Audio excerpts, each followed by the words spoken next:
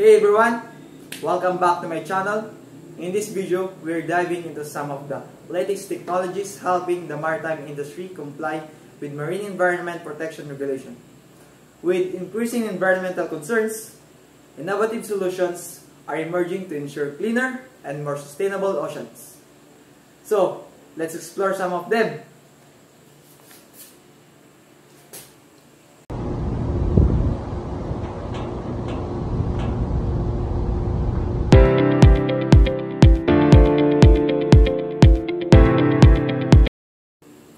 So first up, let's talk about smart ballast water management system. Traditional ballast water discharge can introduce invasive species into new marine environments. Advanced treatment system using UV radiation, filtration, and electrolysis are now required under the Ballast Water Management Convention. The smart system ensures ships meet compliance while protecting biodiversity. What? What? Now, let's talk about green shipping technologies.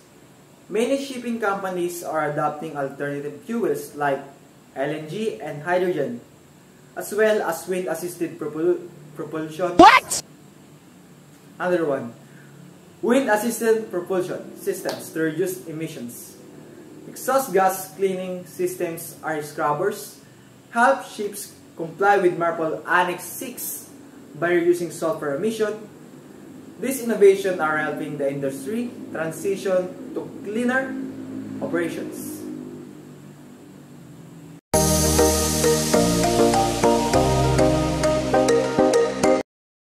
Waste management is another crucial aspect of marine environmental protections.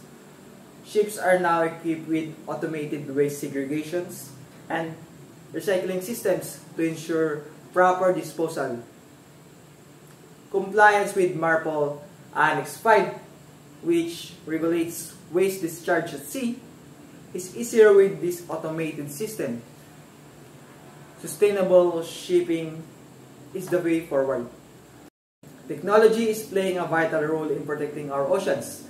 From AI monitoring to green shipping, this advancement helps ensure compliance with international regulation. If you found this video informative, don't forget to like, share, and subscribe for more maritime content. See you next time, sail safe, and stay eco-friendly.